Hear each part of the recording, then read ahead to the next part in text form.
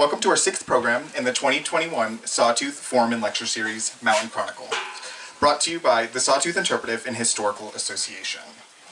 I'm Jacob Hornfelt. I'm a naturalist at the Redfish Visitor Center and Gallery. I would like to take a moment to acknowledge that in the Sawtooths, we are located in the unceded and traditional lands of the Agaideca and Dukudeca bands of the Shoshone-Bannock tribes. We pay respect and honor to the tribes and the land itself. This program is free of charge thanks to our primary sponsors, Redfish Lake Lodge and the McNichol family, in memory of Roland McNichol, who is an avid series attendee and steward of the Sawtooths. We thank them and for their continued support. As many of you know, the association is a member-based nonprofit. Our mission is to protect and advance the natural and cultural history of Idaho's Sawtooth Salmon River country through preservation and education. Our operations are funded by donations, grants, memberships, and book and map sales at our bookstores. We hope you will consider supporting us by making a donation tonight in our Sawtooth Bowl, using your credit card in our dip jar, purchasing a commemorative brick in your pathway to Sawtooth history, and entering to win our 2021 drawing for a spot and scope with smartphone adapter. And just so you know, it is kind of coming up fast for the drawing, August 28th. You don't want to miss out, so go ahead and get your tickets. And also, you can become a member to support us. If you have any questions, find someone in one of our blue shirts after the program, and they'll be happy to help. Would any current members of CHA please raise your hands? Thank you for your support. Tonight, I am eager to introduce Jessica Pollock and Heidi Ware Carlisle, presenting Hummingbirds, Gems of Idaho. Jessica and Heidi are joining us from Boise State's Intermountain Bird Observatory, based in the Wood River Valley. Jessica Pollock is a research biologist and joined IBO in 2011 after a variety of field jobs across the US and Canada. She pioneered IBO's Hummingbird banding project and is a certified hummingbird, songbird, and raptor banding trainer, teaching annual workshops. Heidi Ware Carlisle joined IBO in 2008 when she volunteered as an undergrad intern at Lucky Peak. As education director, Heidi coordinates the Boise River Research Station, conducts field trips, and teaches courses. Heidi focuses on hands-on science and community involvement to integrate K-12 science education with bird conservation. This evening, they will present about their work with Idaho's hummingbirds, including research projects in the Wood River Valley and Idaho City. Please put your hands together for Heidi Ware Carlisle and Jessica Pollock.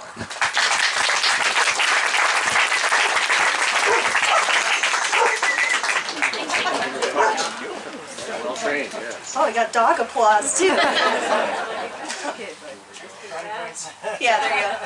So, like he said, I'm Heidi, this is Jessica, and we're with the Intermountain Bird Observatory. So, I wanted to start off tonight just telling you guys a little bit more about our organization as a whole, and then we'll dive in a little bit into our hummingbird research. So, IBO is a research unit of Boise State University. So we're housed within the College of Arts and Sciences, but we operate like a nonprofit. So our hummingbird research especially is supported by a lot of donations and then also contracts. So the Forest Service actually supports a little bit of the research that we do in our Idaho City station. So we rely on donations, grants, and contracts to do the work we do. And our mission is to do bird conservation, but we're always looking to pair that conservation and research work with community involvement and outreach. So we're trying to get you all connected with the work we do so that you guys get to experience the cool things we get to experience, like this girl releasing a little hummingbird at our hummingbird banding research project. And if you guys can see this little video, this is what I love about what we do. We catch and tag birds, but then we allow the public to hold that little bird, feel that wild bird in their hand for a moment before it flies away. I always point out, these are high schoolers, and if you guys know any high schoolers, sometimes it's hard to get them to admit that they're interested or excited about something. But you can see their faces. They're very, very excited about getting to see these wild birds. It's amazing. And so letting them see these birds and also meet our scientists and young undergraduate interns to kind of get a taste for and see the opportunities and careers that you can do as a scientist working in Idaho to protect our wildlife. So I always point out that kids are our future for conservation, so getting kids especially excited is something we love, and getting everybody involved, bringing their families, getting to see these birds. So this is a drawing that a kid did, and the quote says, "Birds are like clouds," after getting to hold a little ruby-crowned kinglet at our research station. So I wanted to point out before we focus on hummingbirds, IBO does a lot of work around the Intermountain West. So we work in states like Montana, Idaho, Utah, even California, on a bunch of projects. And you'll see on our website we post blog updates and things like that about that type of research.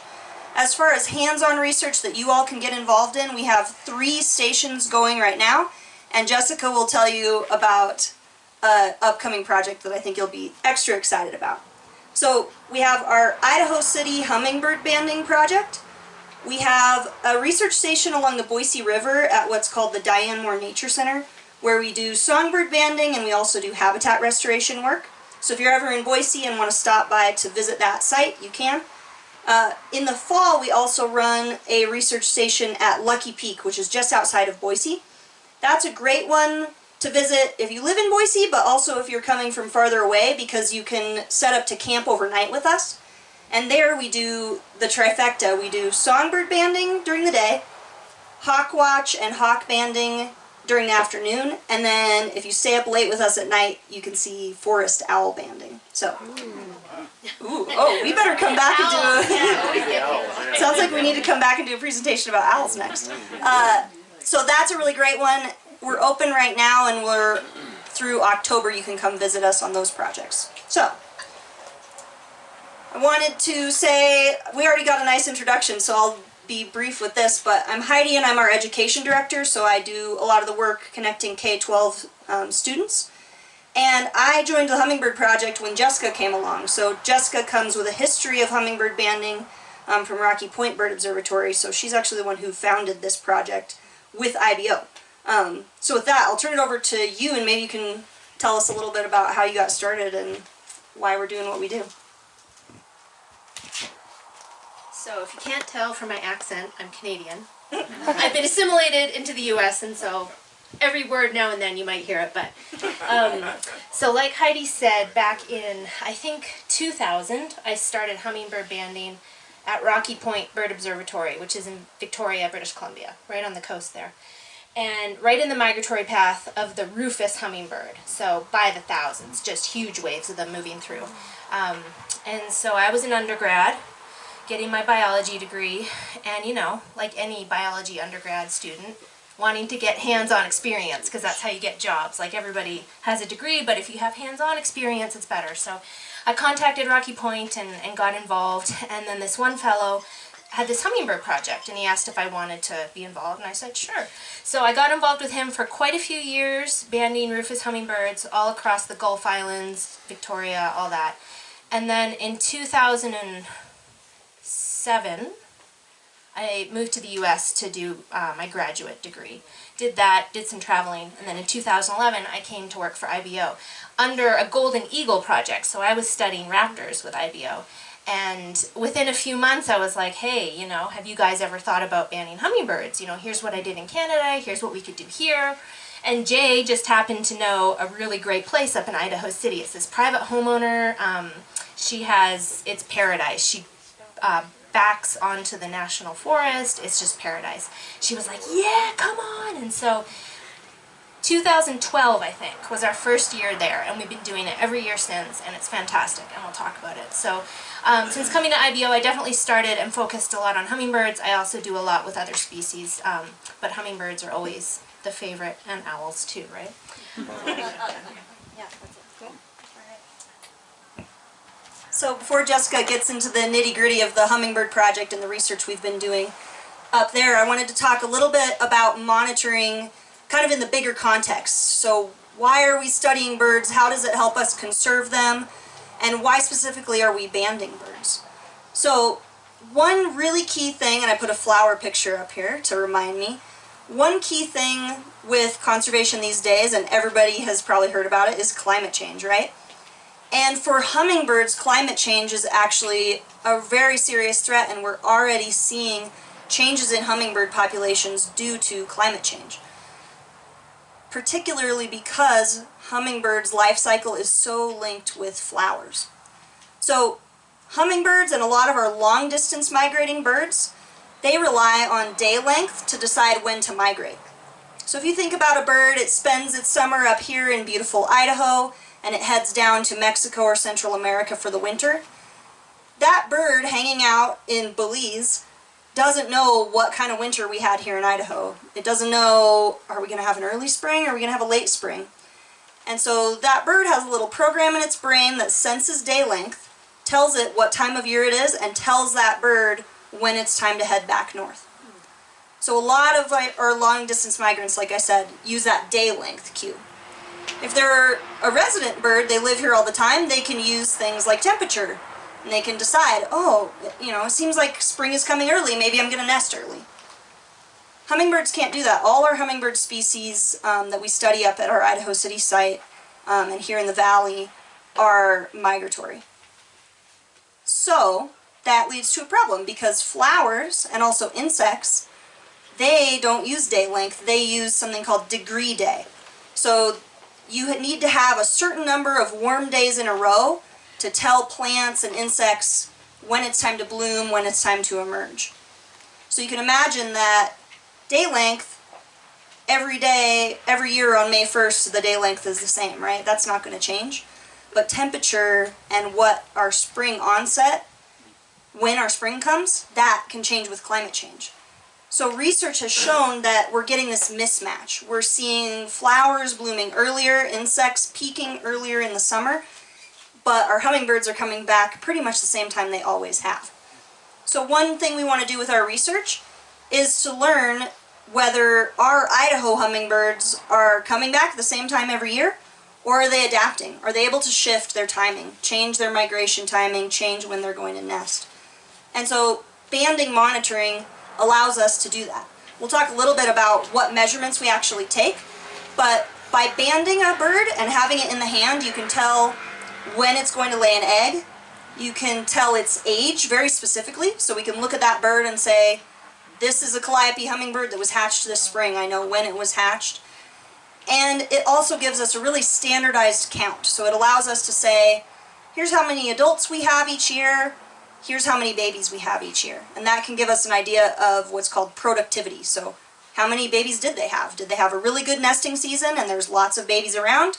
Did they have a really bad nesting season and we didn't catch very many babies? So by doing this banding research, we're able to figure this all out and piece it together. But an important part of that is working in a network.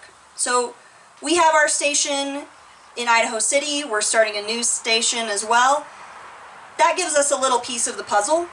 But to really get the full picture of what's going on for hummingbird populations and bird conservation, we need to be talking to other scientists. So we're part of the Hummingbird Monitoring Network and the Western Hummingbird Partnership. So those are big networks of a bunch of different scientists all doing hummingbird monitoring.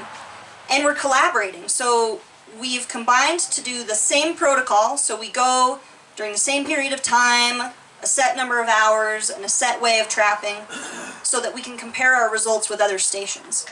If we have a lot of birds and they have a lot of birds, that can tell us how the birds are doing in the region as a whole.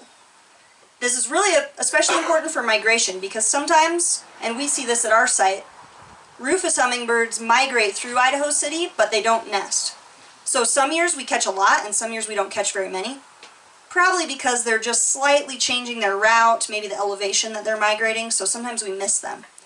By combining our data from a bunch of different stations, we can know, oh my gosh, did the rufous hummingbird populations totally crash? Or did they just migrate through, this other station in Utah that's also catching rufous hummingbirds? So, network is really, really important to get the big picture and really know what's going on for the population level. And I also wanted to mention that studying birds during their whole life cycle is really important. So this is a map of calliope hummingbird nesting range. So they nest in the western United States and southern Canada, and they winter way down in southern Mexico and reaching a little bit into Central America. what's really important is, let's say you have a problem happening on their breeding grounds. Something is happening where they breed here in Idaho that's causing their populations to decline. You could have perfect, amazing habitat in Mexico on their wintering grounds, but if you don't have good habitat on their breeding grounds, you're going to have a problem. You have a mismatch. And so combining research between breeding and wintering, and then also their migration routes, is really important to help us identify where problems are happening so that we can hopefully find solutions for these conservation issues. So the Hummingbird Monitoring Network specifically is working to train a bunch of Mexican biologists as well to do monitoring on their wintering grounds so we can compare and see how the birds are doing as they move from north to south. Alright, I think I'm handing it over to Jessica to talk about our birds. I heard somebody say this is a good quiz. Do you guys know what hummingbird that is? That's a Rufus. Rufus, yeah. Alright, here you go. That was too easy. I need to make harder quizzes. Yeah, so there's 5 species in Idaho that we can talk about that are typical, that are expected, depending where in the state that you are. This is by far my favorite hummingbird. They're super feisty, they're a beautiful color. They fly all the way up to Alaska and breed up in Alaska, and then will fly all the way back down to southern Mexico. So, and they'll do that every year for 6, 8, 10 years. It's impressive. So, okay, so we have our Rufus hummingbird, which you all know. What about this one? I heard calliope, correct. So that's another one. Again, Rufus and calliopes are the ones, and broadtails, in the mountains. They're like real nice mountain birds. What about this one? Black-chinned hummingbird. So you don't usually see the purple unless the light hits it just right. Usually this will just all look black. And one thing about hummingbirds is in their gorget, that beautiful throat patch, this is not a function of the color of the feather. It's a function of the structure of the feather. So their feather structure is such that when it hits the right angle, it's iridescent. It's not a diet thing. Like, you know how flamingos are pink because they eat krill, right? So they're not purple because they eat purple flowers or whatever, you know. It's a structure of the flower, or the feather. Tough one. I heard ruby-throated. It looks similar to that, but it is not. But that's a good guess. This is a broad-tailed hummingbird. So they are around here. So I live down in Bellevue, and I get a small handful that often pass through my yard in the spring and again in the fall. The males have that really high-pitched trill. You can just hear them from a mile away. They're locally common. In the Pioneers, they're really common, but patchy throughout the rest of the state. And this is very interesting. So it looks kind of like the last one, but this one's gorget runs all the way to the top of its head too. It's not just its throat. This is a recent addition to Idaho, an Anna's hummingbird. So if you can believe it, and then go back to the 1930s, these guys only lived in Baja California, maybe Southern California too, that region. Totally endemic to there, nowhere else. Okay, fast forward to the 1970s, 1980s, they start spreading up the coast. By, what, 1970-ish or so, they're in Victoria, British Columbia, maybe the 80s. 90s, 2000s, they start moving their range eastward. About 8 years ago or something, we were noticing in Idaho, in Boise, that people were reporting hummingbirds in the winter, feeding in their yards, catching bugs, catching dead spiders on the sides of the houses in the middle of winter. There's snow on the ground. So we were like, what is going on? So we thought, well, we better start tracking these guys and try to figure out, get a pulse on this range expansion. So we started banding them, and in the past, what do you say, 6, 7 winters have we been doing it? Exponential reports from homeowners, people seeing them around. We've been banding more and more every year. And the interesting thing is they show up in the winter and they disappear in the summer. Unusual. Where are they going in the summer? We don't know. But they come in the winter. So starting about September, October, they'll show up in the Treasure Valley in Boise. And honestly, I had one at my house last winter. And Pooh Wright Pullman reported a couple at her friend's house in Haley. So they're starting, and they just disappear in the summer. So they're obviously going somewhere else to breed. Fast forward to, I think, last year, we documented along with, blanking on her name, Janice Engel in Boise, called us up and said, hey, I have an Anna's hummingbird on a nest in my yard. So we documented, with her help, the first record of an Anna's hummingbird nesting in Idaho, and we just published that a few months ago. So now, if you look at the history of Anna's hummingbirds, they have this tendency to winter in an area for a decade plus before they start sticking around for the year. And so we've seen that in Arizona, we've seen that in a lot of places in the West, Eastern Washington, and now we're seeing that in Idaho. So they were here for winters, and now they're finally starting to stay for the summer and breed. So we have a new species in Idaho that you can see year-round. So that's pretty exciting. Do you have anything else to say about the Anna's hummingbird? This is a really unique thing for Idaho. No, I mean, it's pretty cool. All right, experts in the audience. Is this one species or 5 different species? Yeah, yes. The answer is yes. 4? You think it's 5? I think that's a great guess. So this is 5 different species. These are the female counterparts to the 5 males I just showed you. I'm not going to go into depth how to ID them, but some of the key things you can look at to least filter out things like rufous and broadtails. I think actually this is hard. I'd have to think about it. So this is a broadtail. This is probably a rufous. This is a little bitty calliope. You notice she doesn't have that rufusy wash like the broadtail and the rufous do.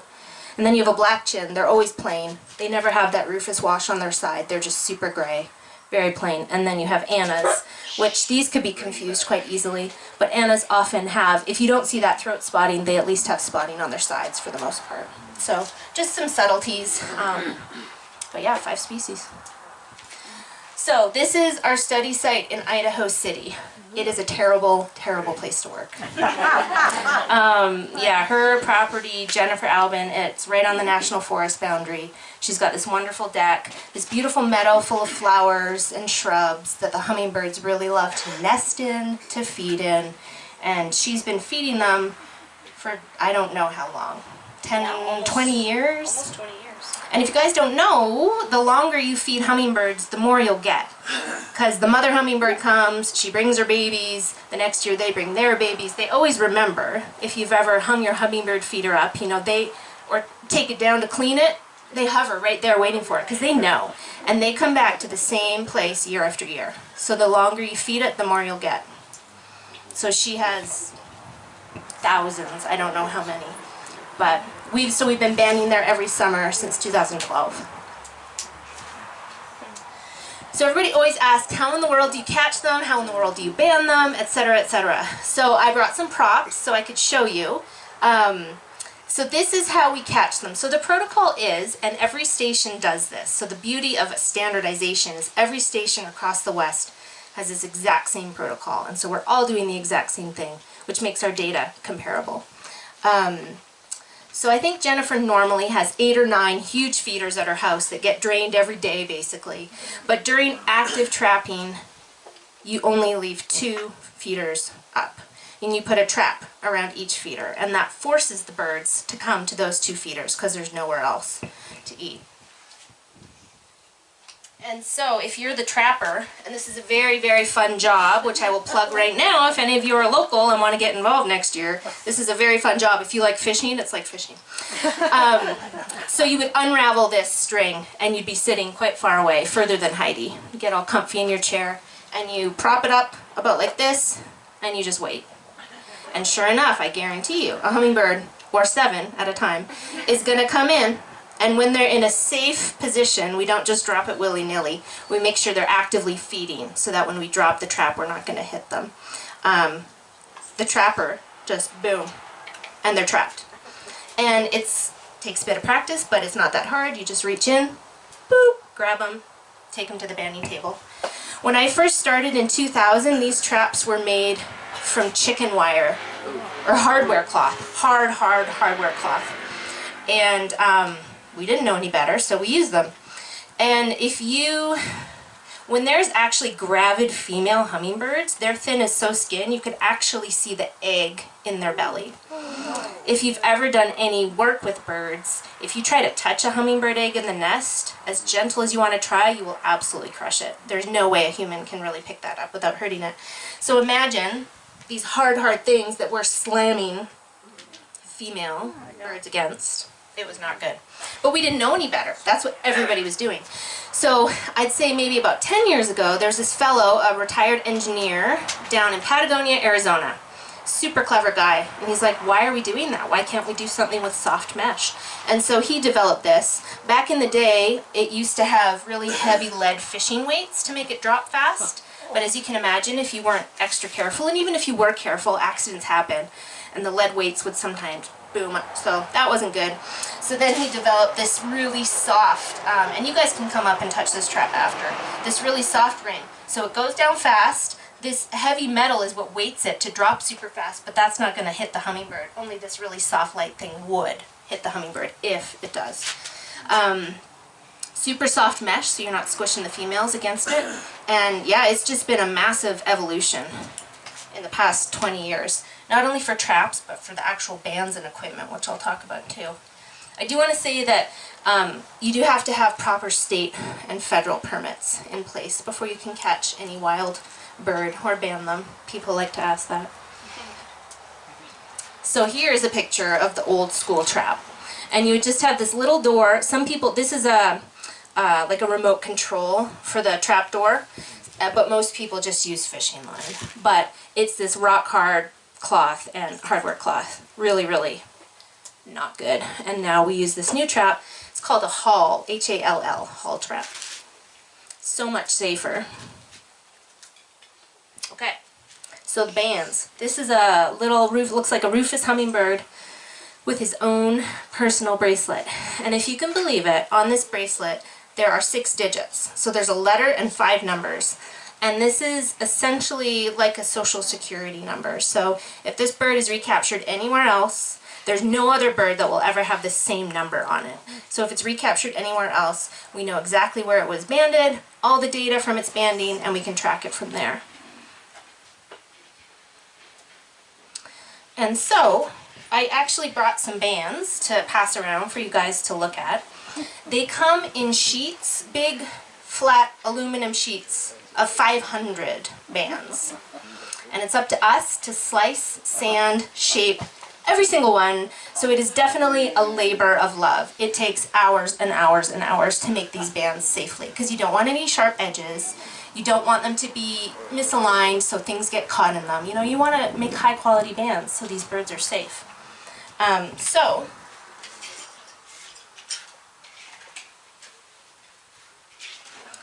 this is already sliced. So we get the sheet of 500 and then we slice them into slices of 10. So each slice here has 10 bands on it. And you can try and look and see if you can actually read the numbers. These are real bands that I need for my research, so please don't pull them off the sheet.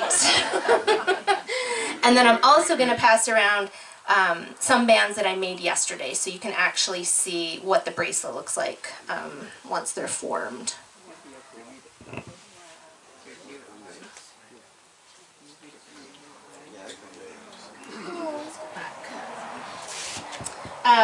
So this is what we use to measure the hummingbird slit. No, I'm kidding. That's way too big.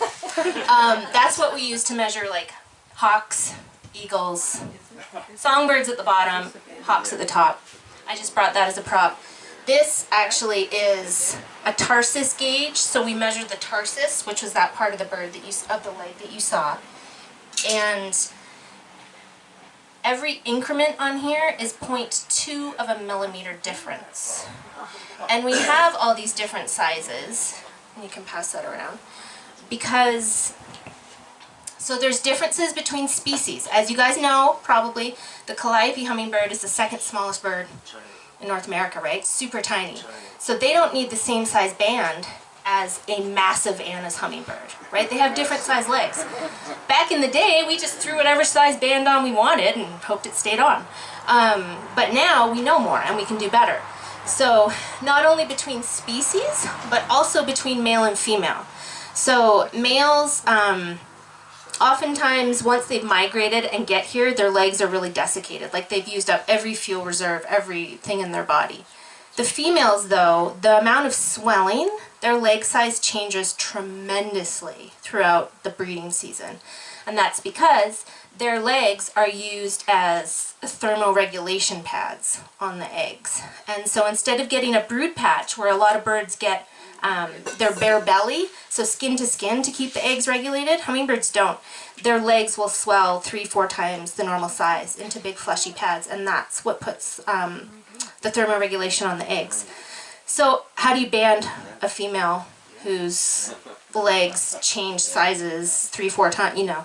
And so it's been sort of an experiment to see what size is not too tight. So when we recapture them in the season, is it cutting off circulation? If it is, we take it off. Also, if we put it on too big, we'll never recapture those birds, right? Because they'll lose their band.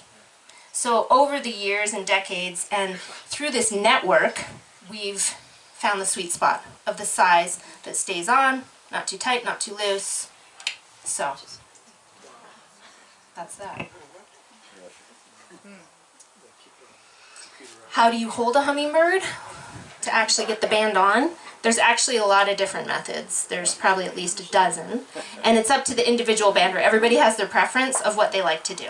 So if you ever go to a hummingbird presentation somewhere else, it's very likely they'll have an entirely different way that they restrain the hummingbird. We have this affectionate cozy burrito method that we use, which is sort of like a really soft, fleecy casting jacket. And it keeps their wings safely restrained while their legs are open so we can place the band on.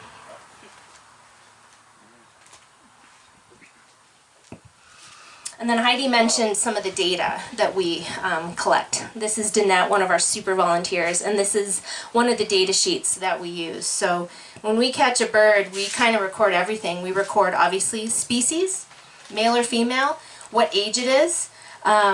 We look at body condition. So fat birds are actually healthy birds. That's like their fuel, their reserves, so we can see sort of how healthy they are. We look at their feather wear to see, you know, if they have any molt going on or any major feather damage or wear. And we do a whole bunch of morphometric measurements, so like measuring the wing and measuring the tail and measuring the culmen, the bill. And that helps, again, you can imagine when I showed you that slide with 5 different species of females, if you get one of those in your hand, trying to figure out what species it is important. Because actually the rule with the bird banding lab is if you don't know the species, you are not allowed to band it. And if you do, you're going to get in trouble. So you have to know the species. And so all these measurements actually provide evidence to us to assign a species to the bird. So the more clues, the more data you have, the more it supports that species ID. Hummingbirds are never on their back in nature, right? That's a super unnatural position. They're never on their back in nature. So if you put them on their back, they don't know what to do. They're like, what is going on? So they'll actually just lay on the scale like that, and you can weigh them. And they won't, 9 times out of 10, they won't move. So we weigh them that way, and then we release them. What else? Let's see. How do you tell the age? Oh, God. So... I can talk about it. Yeah, why don't you talk about it? I was just banding hummingbirds on Tuesday, so in general and on average you can tell a young bird because they grow their feathers, and the freshly grown feathers of a baby have what we call buffy tips, so kind of sandy blonde color. And on black-chinned hummingbirds especially, it makes them look like they have kind of a fish scale pattern on their head. So black-chinned hummingbirds, even just a quick glance on my feeder, you can be like, oh wow, that's a young bird. Rufous and calliope, their little buffy tips and the little scaling pattern is a little bit harder to see. But if you have binoculars, you can sometimes see the fresh little fringes on a baby. The adults that are here this time of year grew their feathers in the spring, so their feathers are older and more worn. So that's one clue. Hummingbirds also, as they grow their beak, when baby hummingbirds hatch, they have really, really short beaks. You would never guess that they're a hummingbird, but their beaks grow really quickly, and they end up with these little grooves on their beak that kind of show that history. Not exactly like growth rings on a tree, but you can tell that their bill was recently grown. And so you can see these little striations on their beak and tell they're a baby.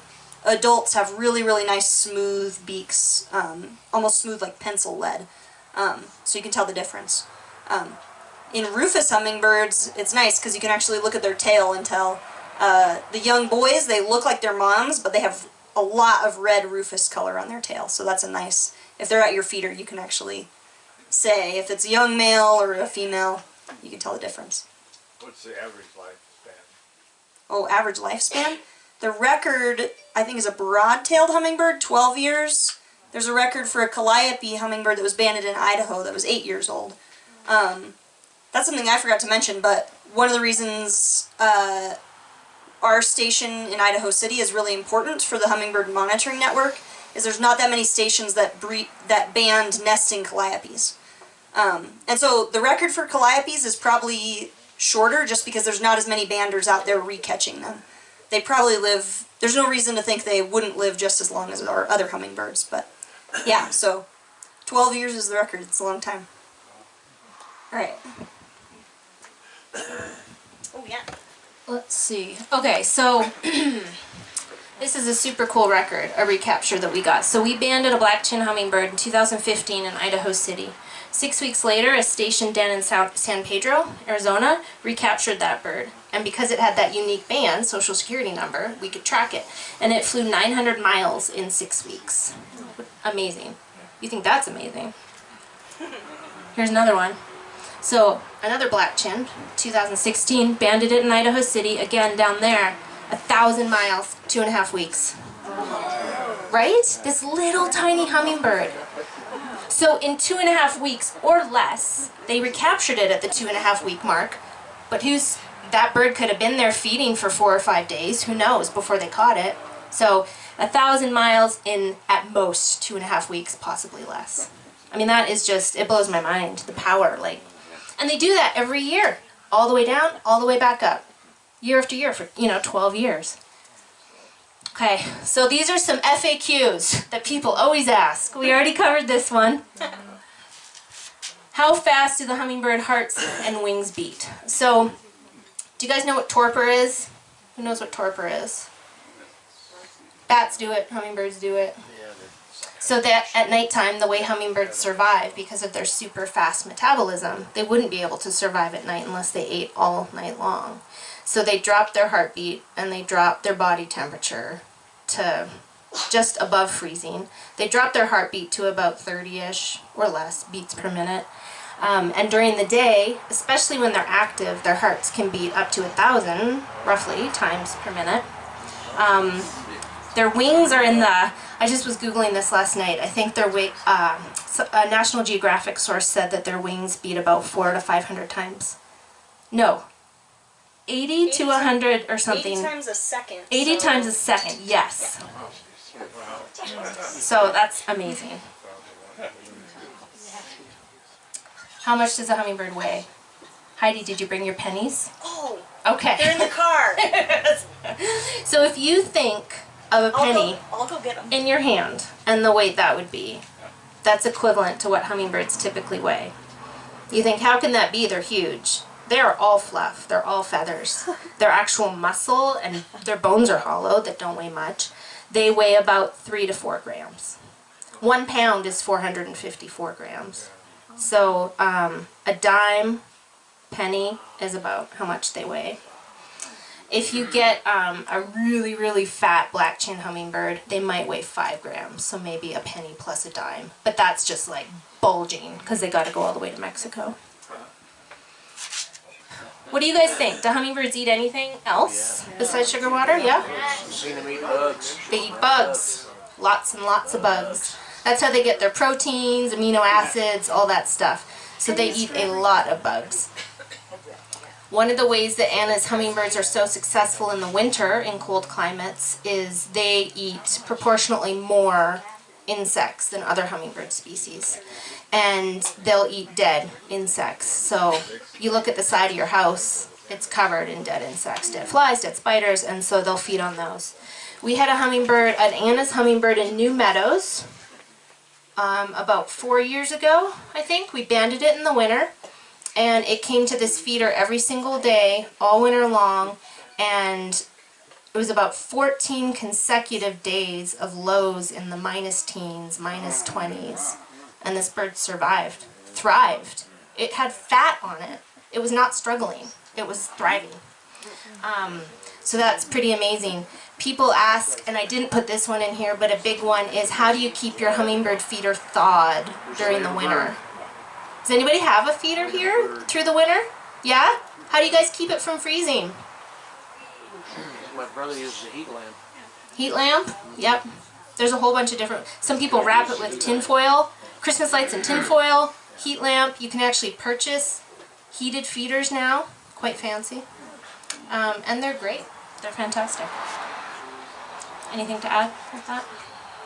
Just hold your pennies and imagine. That's a hummingbird. Yeah. It's the real deal. So if you leave your feeder up too long, will it prevent your hummingbird from migrating? Never. No, it won't. And it's the same with all bird feeders. Don't worry about keeping your feeder up. They will migrate because of those environmental cues. Your food is not going to affect it. Should you add red dye? We all know that red really attracts hummingbirds. We know it. But red dye is really harmful. Their kidneys can't process it. Some of them are petroleum based. It's just really not healthy. So you can either get a feeder that has red on it already. Some people even tie red flagging tape or red strings, anything red to attract them, but not red in the nectar, okay? Super unhealthy. Can I use honey or brown sugar or raw sugar? We'd prefer you not to. So brown sugar and raw sugar, they're brown. They have iron in it, and hummingbirds are not adapted to process iron. It's extremely hard on their system. So white sugar, cane sugar, or beet sugar, it doesn't matter as long as it's that white processed sugar. Honey is its own set of issues because there can be bacteria and stuff that can ferment, and that's also not ideal for hummingbirds. So regular white sugar is the nicest thing you can do for your bird. Okay, I had one woman ask me if she could spray her feeder with insecticide. Just fog the whole thing to get rid of the ants and the wasps. Not good, right? Because there's going to be insecticide residue on that, and it's going to get transferred to the hummingbird. So no, so a neat thing, and maybe you can speak about this, is the evolution of yellow and red in insects.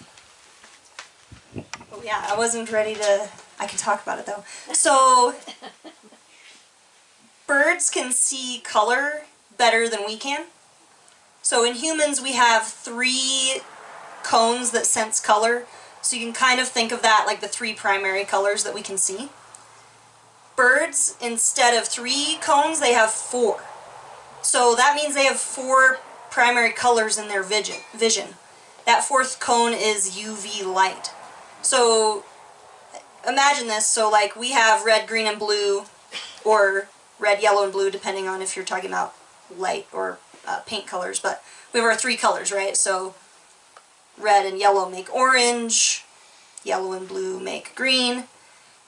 So imagine how many additional color combinations you could make if you had a 4th primary color. Like what color is blue and ultraviolet? What color is red and ultraviolet? Like, we can't even imagine. So thousands and thousands more shades that birds can see. Insects, a lot of insects only have 2 cones.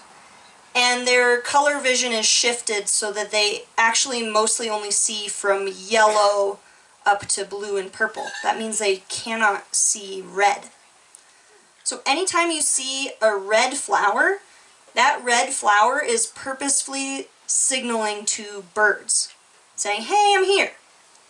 That means that that flower is adapted to feed birds and it wants to be pollinated by birds. So anytime you have a red flower, that's the secret message that it's sending specifically to birds saying, hey, I'm here, I'm adapted so that you will pollinate me, I want you to come visit. A lot of times red flowers in the Americas, since they evolved with hummingbirds, are tube-shaped to fit hummingbirds really well. They often have pollen on the top of the flower, so it dabs onto the hummingbird's forehead as they're visiting flowers. Yellow, on the other hand, if a flower has yellow on it, or white especially, it's really signaling to insects. So all these hummingbird feeders that have little yellow bee guards are actually really visible to bees and don't help the hummingbirds at all. Yeah. So you can actually, for a lot of feeders, you can actually now buy replacement bee guards that are red. You can also just use red nail polish and paint over them, make sure it dries. Or buy a feeder that is all solid red. I always throw in there, because somebody will give me an example of a flower that's red that doesn't work for birds, but humans have bred flowers to be kind of weird. So like roses aren't what they looked like in nature. So there are some exceptions, but in general, if it's a red flower, it's signaling to birds, either hummingbirds from the Americas or in the old world, sunbirds and other birds like that. How's that? Sweet. Thank you. Okay, this is the exciting part. So I've tried for 2 years to get this going, but because of COVID, I haven't been able to. So if all goes well, I'm hoping that next spring or summer in 2022, down at the Silver Creek Preserve, the Nature Conservancy property south of Bellevue, it is gorgeous. I've been in contact with Cindy Lunt, I think that's how you pronounce her last name. She's the new, Lou is the new manager there, and she's his wife. She's been doing feeder counts for me once a week in August, and because fall migration is always more pronounced here than spring migration. And the numbers of birds she is recording at her feeders is incredible. And she sent me a video last night, and her feeders are just like 12 at a time at all her feeders, just going nuts. And so that's great. I don't want to, it's a lot of work to start up a new station, and so I want to make sure I choose the right spot. We did another trial at the Sawtooth National Recreation Area, the visitor center there, because I was hoping to target some more calliopes and rufus, but they just don't have the numbers there. I don't know what it is. We counted there for 2 years and just not very much. They've been feeding birds here for a long time. Part of the volunteer duties on the old visitor center was to keep those feeders filled. So it's been going on for a long time, which I think helps build the populations. So anyways, Cindy counts once per week, and then my other volunteer, Janine, counts once per weekend, and the data they're supplying me is incredible. And so I think it's really promising, the numbers of birds we're going to see there. And so in 2022, I hope to get this going. I can't do it alone. I need volunteers to help me trap. I need volunteers to help record data. I need volunteers to help interact with the public. I mean, there's so many jobs, and I can't do it without a crew. So if you live here and this at all interests you, I have cards on the table with my contact information, and I would love to have you be part of the crew. We can get you trained up. You'll have the chance to see hummingbirds close up. You'll hold so many that eventually you'll be like, no, it's okay, you can hold the hummingbird. I don't need to, like, it's going to be amazing. So that is my hope, as long as COVID works with us. If it doesn't happen next summer, then the summer after. But I think this is going to be a really special place to study. So please reach out if that interests you at all. This is the joy. This is what everybody gets when they come visit. So if you're ever in Idaho City, come visit us there too. And that's it. Are there any questions? Yes? I have one. I've got a house down in Lower Stanley. I've got a Rufus, who's the warlord of the neighborhood. But I've got a bunch of others that I don't recognize for sure. They're not calliope. They're not BlackChink. What am I probably seeing? Would they be broadtail probably? Are they males? Or do they have a throat patch, or could they be females? No, the light's not right. I can't tell. I can't tell. They're larger though. They appear to be larger than Broadtails the do have a more elongated body, long which makes body. them often look longer and larger. Okay. So it could be that. Could be. If you get a better angle, maybe you can get more It's clues. light. Yeah. We're getting wasps, and I think we have that yellow. If you put fingernail polish, is that going to be harmful? As long as you let it dry. and just paint it on the plastic itself and not inside the hole. Or just buy a different feeder. Yeah. How do you identify a nest? How do you see a nest? We have nests up in our, I know we have Heidi has nests a up in our nest. trees, She'll show you what they look like. This is a very typical representation, and often it's going to be surrounded by leaves, so you're not even going to know it's there. That's how tiny they are. And it's made of they collect a whole bunch of spider webs and lichen, and that's how they glue it all together with grasses and whatnot. That's why it was so soft. And I'm not going to pass this around. I'm not going to pass this around because an exuberant kid at one of our outreach events, the nest is a little wiggly. So I'm going to just set it on the table. So as you guys are leaving afterward, you can take a look. It's pretty cool to see. There's like dried, I think like cherry blossom petals. There's a little piece of blue paper that the hummingbird grabs to put on their lichen. But I would say the only way I've ever found a hummingbird nest is seeing a female fly to it and land on it, but they're really difficult to find because they are so small. Do they reuse them? They can reuse them. Oh yeah, so two things about this nest. Somebody was pruning their tree and then found this after, so the nest was vacant, but they will grab material from the nest to build a new nest the next year. The other thing is having bird nests or bird feathers. We have a permit to have specimens, so that's why we have this nest. The Migratory Bird Treaty Act says don't have any, nest, eggs, or feathers of any wild bird species in Idaho. So make sure you don't just go grab hummingbird nests. Our Anna's hummingbird that Janice found nesting last summer, she was watching the old nest and it all of a sudden disappeared. And she then spotted this female pulling the last threads of her old nest off of that branch, and she built a new nest in another tree. So if you do find a hummingbird nest and you haven't already pruned the branch off, leave it up because they probably won't use the exact same nest, but they might grab pieces of it. So How many eggs in that nest? only 2. There's some records of 3 eggs, but there's no. They are not sure if one female laid 3 eggs or somebody else dropped an extra egg in her nest. Because some other bird species will do that. But yeah, usually 2, and the nest will stretch, so as the babies get bigger, since it's built out of a lot of cotton and spider web, it'll get bigger as the babies get bigger. The only thing I'll add is that this one fellow that works at Boise State, he emailed me and he said, I have had this nest in my yard for 13 years, and every year a BlackChink comes back and uses that same nest. So I don't think that that's typical. I think more typically they do what Heidi explained, but it is also possible. And he said that they do, they like spruced it up every year, added a little bit more, but it was the exact same nest for 13 years. So there's exceptions to every rule, right? Yeah. Yep. How long does it take for the eggs to hatch, and how long till the young ones fledge? It varies by species, but approximately they incubate the eggs for about 3 weeks. And then the babies are in the nest for about another 3 weeks before they're strong enough to fledge. Plus or minus a couple days on each side, depending on the species. What time of year in this area?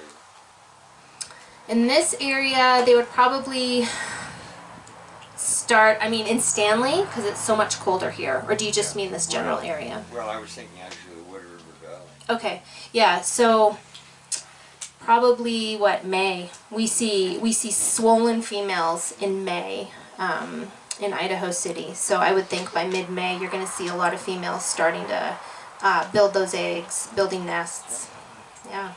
Yep. As soon as you start to see the males arrive, because males always come through first, so you'll always see males a week or 2 ahead of the females. So as soon as you start to see the females arrive, they get to work right away because they don't have a lot of time. So they get to work right away building a nest. So mid-May.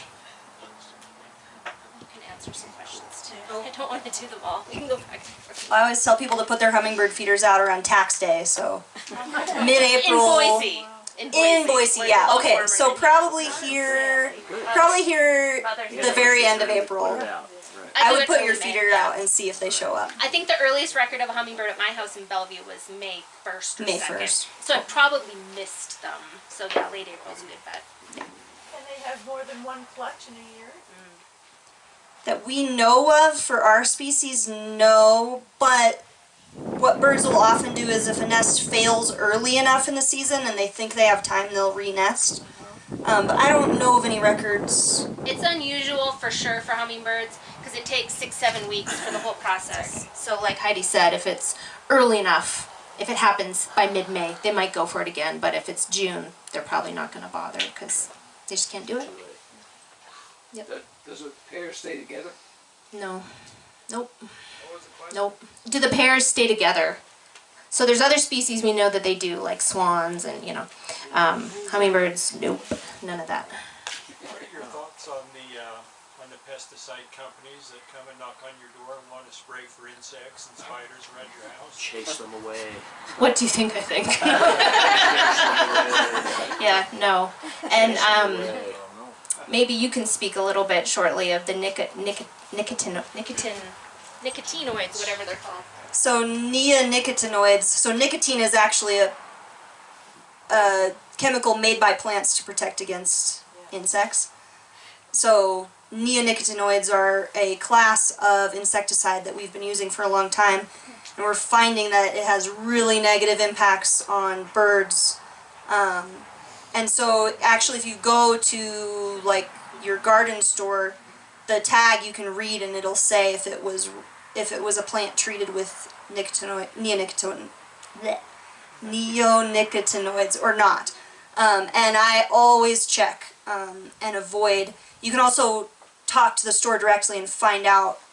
Some chains have decided we're not going to sell any that have neonicotinoids, and others haven't decided to do that. So I would definitely go for, you know, organic if you can, but check your store chain and make sure it doesn't have nicotinoids on it, because it's really detrimental to birds. It's also thought to be one of the causes of the decline in honeybees as well. So it's really bad for bees. But yeah, avoid it if you can. If you plant native landscaping, native plants are adapted to defend against native insects. And so what you'll often see is insect populations that are around and they're on your plants, but they're not going to totally kill those plants in general. So that's what I always say. What is the best place to place your feeder, your hummingbird feeder? So the first thing that comes to mind as far as where to place your feeder is the research has shown that actually either really close to your feeder, like within a foot, is quite safe, because if a bird gets scared off the feeder, it's not going to gain enough momentum to really smack into your window, or very far away, like 20 feet or more away from your window. Hummingbirds are pretty maneuverable, and so they're not likely to get scared and accidentally run into a window. But for any bird species, that's what I would recommend, is either really close or quite far away out in your yard. For hummingbird feeders, since nectar can spoil, I always try to put mine in the shade. So my feeder, I just hang it under the eaves of my house on the shady side. What other advice besides that? How often should we change the food? I hear all different things. Yeah. I guess it depends on how hot it is. It depends on how hot it is. So Anna's hummingbirds in the winter, you can get away with like 8-9 days and nothing happens. If it's hot, if it's over like 80 or 90 degrees, I would change it every day. And it depends on how fast your hummingbirds drink the nectar. So up here, there's lots of hummingbirds. Down in Boise, I have a really small feeder with really small capacity, like a 1/4 cup, and that sort of forces me to remember to change the nectar. I had a baby last summer, so I actually didn't even put up a hummingbird feeder this year because I can't remember to do anything. Yeah, so if you can't remember, what I did this year is I went out and I bought a bunch of bee balm and salvia and fuchsia, flowers that hummingbirds like, because I couldn't remember to change my feeder enough. If it's 70 to 80 degrees, I would say at least every 3 days. If you start seeing it get cloudy or any black in it, then you know that something's gone off with it. So you can kind of gauge it by, you know, if your feeder's in the sun and you start noticing it gets cloudy, I would change it more often. Less often if it doesn't seem to get cloudy too fast. But by the time it's gotten cloudy, it's too late. So try to change your feeder before it gets nasty. Really, it'll hurt them. It can make them sick, so there's I don't even know what type of disease it is, an infection that hummingbirds get where they can't suck their tongue back into their mouth. Is it a fungus? I think it's a fungus if I remember right, but not so good for them. If it gets really spoiled, usually they don't drink out of it, but it's such a risk that I wouldn't risk it. But yeah, planting flowers is a good backup if you can't, if you're too busy like I am.